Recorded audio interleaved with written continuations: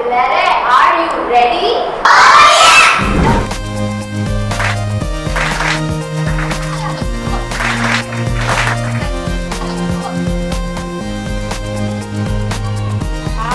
ഇത് കൊള്ളാലോ.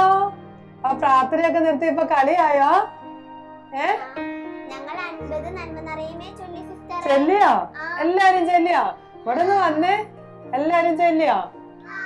ആ അതല്ലേ സിസ്റ്റർ പറഞ്ഞത്, മാതാവിനോട് പ്രാർത്ഥിച്ചാ നമുക്ക് എന്ത് കിട്ടും? ആ മാതാവിനോട് പ്രാർത്ഥിച്ചാ നമുക്ക് എന്നാ കിട്ടും? അനുഗ്രഹങ്ങൾ കിട്ടും അല്ലേ? ആ പിന്നെ എന്താ, മാതാവ് എന്തുമാത്രം അനുഗ്രഹം നമുക്ക് തരുന്നതെന്ന് അറിയാമോ? അതൊക്കെ സിസ്റ്റർ പറഞ്ഞു തരാട്ടോ. നമുക്ക് അമ്മയുടെ അടുത്തേക്ക് പോകാം. റെഡിയാണോ?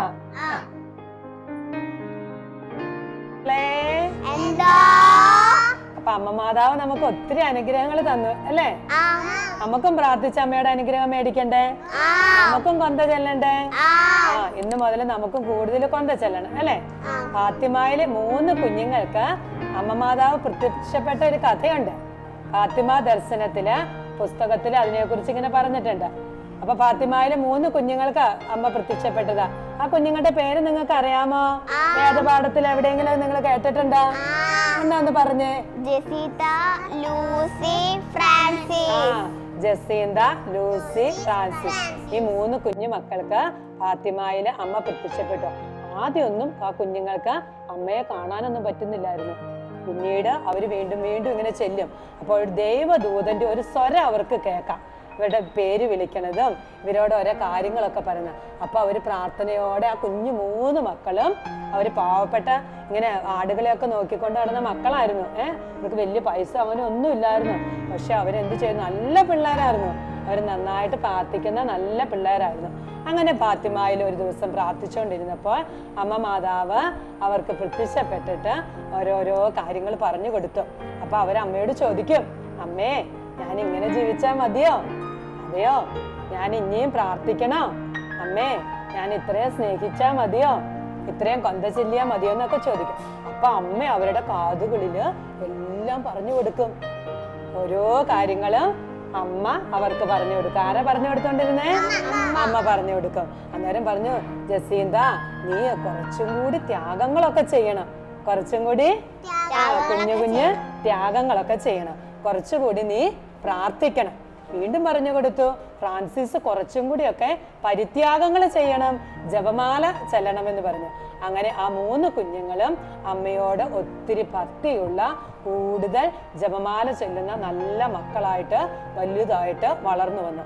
അപ്പൊ നിങ്ങളെ പോലെ കുഞ്ഞു പ്രായത്തില് അമ്മ മാതാവ് അവർക്ക് പറഞ്ഞു കൊടുത്ത കാര്യങ്ങളൊക്കെ അവരെന്ത് ചെയ്തു? അവരെന്നാ ചെയ്തത്? അനുസരിച്ചു അല്ലെ? അതനുസരിച്ചുകൊണ്ട് അവരെന്ത് ചെയ്തു? കൂടുതൽ കൊന്തയൊക്കെ ചെല്ലി. അങ്ങനെ അവര് മാതാവിന്റെ വലിയ ഭക്തരായിട്ട് മാറി. അപ്പൊ മാതാവിനോട് പ്രാർത്ഥിച്ചാൽ നമുക്കും അനുഗ്രഹങ്ങൾ കിട്ടും. അപ്പോഴ് സിസ്റ്റർ പഠിച്ചുകൊണ്ടിരുന്ന സമയത്ത് ഓരോ വിഷയവും പഠിക്കാനായിട്ട് എടുക്കുമ്പോൾ 10 നന്മ പറഞ്ഞവരെയും ചെല്ലും. അപ്പോൾ ഒരിക്കൽ സിസ്റ്റർ കോളേജിൽ വലിയ ക്ലാസ്സിൽ പഠിച്ചുകൊണ്ടിരിക്കുക. അപ്പൊ സിസ്റ്ററിന് ഹിന്ദി പഠിച്ചിട്ട് ഒന്നും മനസ്സിലാവണില്ല. അപ്പൊ സിസ്റ്റർ ഒരു കാര്യം ചെയ്തു. ഒരു ക്വസ്റ്റ്യൻ ആൻസർ പഠിക്കുന്നതിന് മുമ്പ് 10 നന്മ പറഞ്ഞവരെയും ചൊല്ലി സിസ്റ്റർ പഠിച്ചു. എന്നിട്ട് പരീക്ഷ വന്നപ്പോ ഉണ്ടല്ലോ, 2 വർഷമായിരുന്നു കോളേജിൽ പഠിക്കേണ്ടത്. അങ്ങനെ പരീക്ഷയൊക്കെ കഴിഞ്ഞപ്പോൾ സിസ്റ്ററിന് ആ കോളേജില് ഹിന്ദി വിഷയത്തിന് ഏറ്റവും കൂടുതൽ മാർക്ക് കിട്ടി. അപ്പൊ ആരാ മാർക്ക് തന്നത്? ശരിക്കും ആരാ തന്നത്? മാതാവ് അല്ലെ? ആരാ തന്നത്? സിസ്റ്ററെ ജപമാല ചൊല്ലി പ്രാർത്ഥിച്ച മാതാവ് തന്ന ഒരു അനുഗ്രഹമാണ്. സിസ്റ്റർ സ്കൂളിൽ പഠിപ്പിക്കുമ്പോഴും ഇതുപോലെ കുഞ്ഞുങ്ങളോട് പറഞ്ഞു കൊടുക്കും. കൊന്ത ചെല്ലാൻ പറയും, ജപമാല ചെല്ലാൻ പറയും. അങ്ങനെ കുറെ ചേച്ചിമാർക്കൊക്കെ നല്ല മാർക്ക് കിട്ടി. അവരുടെ അനുഭവങ്ങൾ നിങ്ങൾക്ക് കേൾക്കണോ? വിളിക്കട്ടെ ചേച്ചിമാരെ? എന്നെ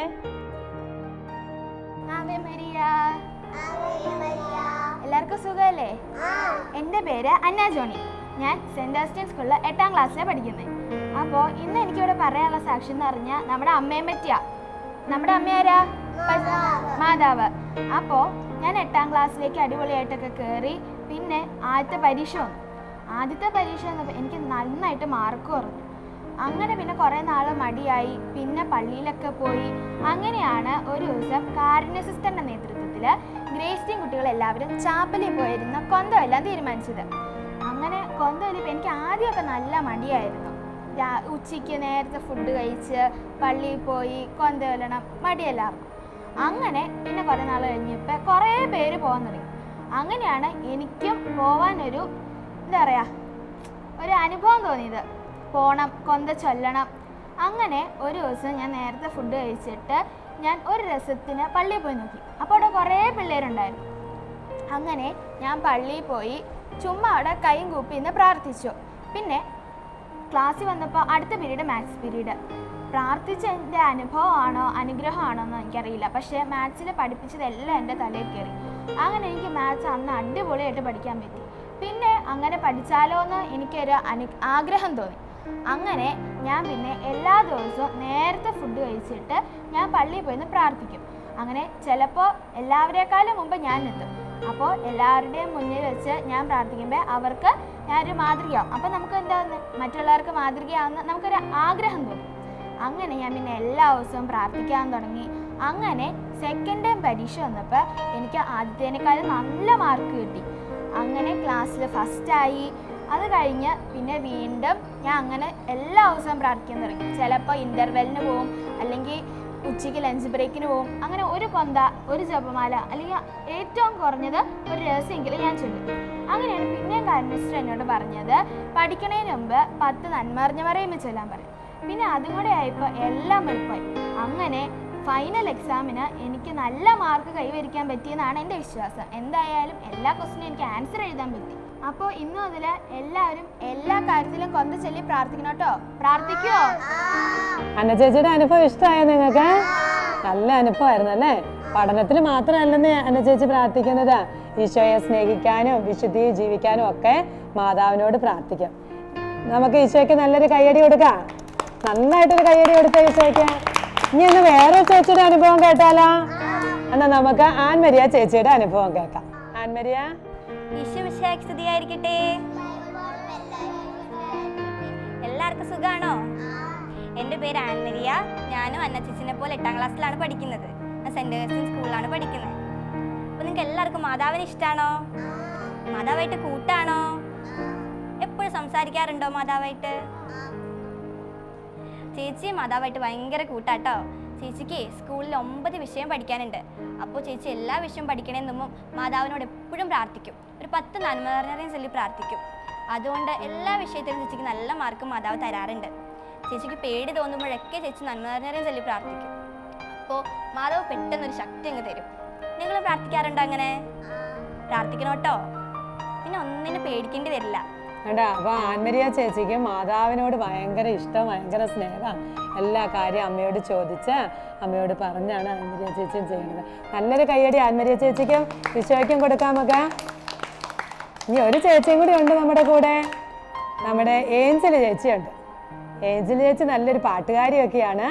ഏഞ്ചൽ ചേച്ചിയുടെ അനുഭവം പാട്ട് നമുക്ക് കേൾക്കാം. ഏഞ്ചലെ. ഈശോ മിശിഹായ്ക്ക് സ്തുതിയായിരിക്കട്ടെ.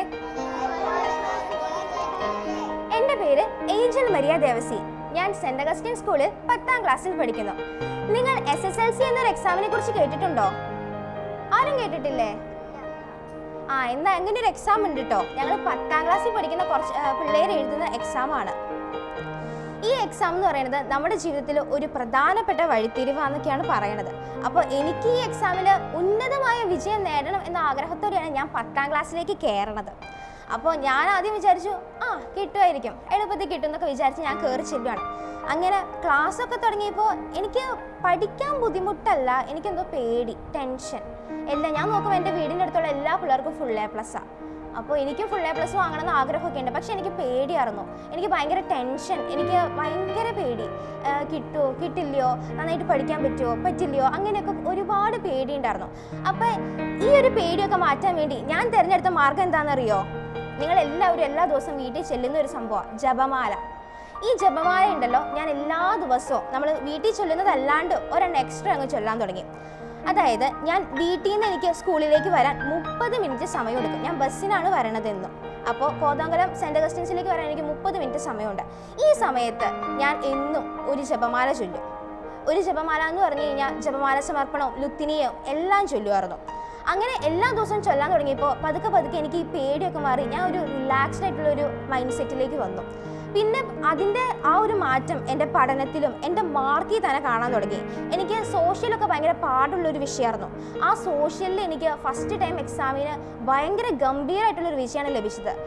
അതിനുശേഷം ഞാൻ ഈ ജപമാലയൊക്കെ ചൊല്ലി. പക്ഷേ എനിക്ക് സെക്കൻഡ് ടൈമിലേക്കൊക്കെ എത്തിക്കഴിഞ്ഞപ്പോഴത്തേക്കും എനിക്ക് പതുക്കെ പതുക്കെ എന്തോ ഈ ഒരു ജപമാലയോടുള്ള ആ ഒരു ഇത് ഒന്ന് കുറഞ്ഞു വന്നു, ആ ഒരു ഇൻട്രസ്റ്റ് കുറഞ്ഞു വന്നു.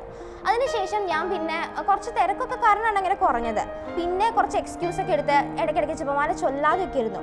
പിന്നെ അങ്ങനെ സെക്കൻഡ് ടൈം കഴിഞ്ഞു, മോഡൽ എക്സാമായി. മോഡൽ എക്സാം ആയപ്പോൾ സത്യത്തിൽ ഞാൻ പ്രാർത്ഥിക്കുന്നുണ്ട്, പക്ഷേ ആദ്യം പ്രാർത്ഥിച്ച അത്ര ഒരു തീക്ഷ്ണത ഉണ്ടായിരുന്നില്ല എനിക്ക്. എന്നിട്ട് ഞാൻ പ്രാർത്ഥിച്ചൊക്കെ പോയി എക്സാം എഴുതി. പക്ഷെ എനിക്ക് എക്സാമിന് മാർക്ക് കുറവായിരുന്നു. എൻ്റെ വിശ്വാസം ആ സമയത്ത് കുറഞ്ഞായിരുന്നു. മാർക്ക് കുറഞ്ഞപ്പോൾ എനിക്ക് ശരിക്കും വിഷമമായിപ്പോയി, എന്താ ചെയ്യേണ്ടതെന്ന് അറിയാൻ പാടില്ല. പക്ഷേ SSLC എക്സാം വന്നപ്പോൾ ഞാൻ പിന്നെയും ജപമാല ചൊല്ലുന്നതിൻ്റെ എണ്ണം അങ്ങ് കൂട്ടി. ഞാൻ ഒരു വിഷയത്തിന് 3 ജപമാല വെച്ച് ചൊല്ലാനായിട്ട് തുടങ്ങി. അപ്പോൾ എല്ലാ ദിവസവും SSLC എക്സാമിന് വരുന്ന സമയത്ത് ഞാൻ ഒരു ജപമാല വരുമ്പോൾ, ഒരു ജപമാല പോകുമ്പോൾ, പിന്നെ ഒരു ജപമാല എക്സ്ട്രാ അങ്ങനെ ചൊല്ലാനായിട്ട് തുടങ്ങി. അങ്ങനെ ചൊല്ലി എല്ലാ എക്സാമും എനിക്ക് അത്യാവശ്യം എളുപ്പമായിരുന്നു. ഒന്നും എനിക്ക് പാടായിട്ടുണ്ട് എന്ന് പറയാനായിട്ട് പറ്റില്ല, കാരണം എല്ലാം അത്യാവശ്യം എളുപ്പമൊക്കെ ആയിരുന്നു. അവസാനം വന്നപ്പോൾ സോഷ്യൽ വന്നു. എനിക്ക് ഏറ്റവും പാടുള്ളൊരു സബ്ജക്റ്റാണ് അത് വന്നപ്പോൾ ഞാൻ സത്യത്തിൽ പകച്ചു പോയി എന്ന് വേണമെങ്കിൽ പറയാം. എനിക്ക് അതിൻ്റെ 3 ദിവസം മുമ്പ് തന്നെ എനിക്ക് വിഷമമാണ്, എന്നാ ചെയ്യും, എനിക്ക് ഒന്നും അറിയില്ല, ഞാൻ പഠിച്ചതൊക്കെ മറന്നു പോകണം. അപ്പം നമ്മുടെ ഈ കാരുണ്യ സിസ്റ്റർ, അതുപോലെ എന്നെ സോഷ്യൽ പഠിപ്പിക്കുന്ന സിസ്റ്റർ, എൻ്റെ ക്ലാസ് ടീച്ചർ എല്ലാവരും എന്നെ സപ്പോർട്ട് ചെയ്തു. നിന്നെക്കൊണ്ട് പറ്റും, കാരണം ബാക്കി എല്ലാ വിഷയത്തിനും എനിക്ക് മാർക്കുണ്ട്, അപ്പോൾ ഇതിനെന്തായാലും പറ്റും, നീ ശ്രമിക്കുക, മാതാവിനോട് പ്രാർത്ഥിക്കുക, ജപമാല ചൊല്ലുക എന്നൊക്കെ പറയും. പക്ഷേ എനിക്ക് എന്തോ ഒരു വിഷമമായിരുന്നു. അവസാനം ഞാനിരുന്ന് എൻ്റെ അമ്മയും കൂടി എന്നെ ഹെൽപ്പ് ചെയ്ത് ഞാൻ പഠിച്ചു. അത് അപ്പോഴും എനിക്കൊരു കോൺഫിഡൻസ് ഇല്ലായ്മയുണ്ട്. എന്നിരുന്നാലും ഞാൻ സോഷ്യൽ എക്സാമിന് അപ്പിയർ ആയപ്പോൾ ഞാൻ ആ പോകുന്ന വഴിക്ക് ജപമാല ചൊല്ലി പ്രാർത്ഥിച്ചു. ഞാൻ അവിടെ ചെന്നു. എനിക്ക് 9:45 എക്സാം തുടങ്ങുന്നത്, 12:30 എക്സാം തീരും. ഇത്രയും സമയം വീട്ടിലിരുന്ന് എൻ്റെ അമ്മ എനിക്ക് വേണ്ടി ജപമാല ചൊല്ലി പ്രാർത്ഥിക്കുകയായിരുന്നു, കരഞ്ഞുകൊണ്ട് മാതാവിൻ്റെ മുമ്പിൽ. അങ്ങനെ ക്വസ്റ്റ്യൻ പേപ്പർ എൻ്റെ കൈ കിട്ടിയപ്പോൾ ഞാൻ ചിരിച്ചു, കാരണം അത്രയ്ക്ക് എളുപ്പമായിരുന്നു ആ ക്വസ്റ്റ്യൻ പേപ്പർ. ഞാൻ എല്ലാ ക്വസ്റ്റ്യനും ആൻസർ ചെയ്തു. എനിക്ക് ഭയങ്കര എളുപ്പമായിരുന്നു ആ പരീക്ഷ എന്ന് പറയുന്നത്. അതിനുശേഷം റിസൾട്ട് വന്നപ്പോൾ ഫുൾ A+. ഇത് ശരിക്കും പറഞ്ഞാൽ ഞാൻ എൻ്റെ ജപമാല ഭക്തിക്ക് എനിക്ക് ലഭിച്ച ഒരു അനുഗ്രഹമായിട്ടാണ് ഞാൻ കാണുന്നത്. ഞാൻ 30 ജപമാലയോളം ഇതിനു വേണ്ടിയായിട്ട് ചൊല്ലി. ഇനി ഞാനൊരു പാട്ട് പാടാം ജപമാല ഭക്തിയെക്കുറിച്ച്. പാട്ട് കേൾക്കാൻ ആർക്കും ഇഷ്ടമില്ലേ? ഓക്കെ. ജപമാല മണിയിൽ മറഞ്ഞിരിക്കും നിന്റെ ജന്മസാഫല്യത്തിൻ നിധികൾ, ഓരോ മണിയും ഉരുവിടുമ്പോൾ ഞാൻ കോരിയെടുക്കുന്ന മണിമുത്തുകൾ, ഓരോ മണിയും ഉരുവിടുമ്പോൾ ഞാൻ കോരിയെടുക്കുന്ന മണിമുത്തുകൾ, ജപമാല മണിയിൽ മറഞ്ഞിരിക്കും നിന്റെ ജന്മസാഫല്യത്തിൻ നിധികൾ. മാതാവിൻ സ്നേഹം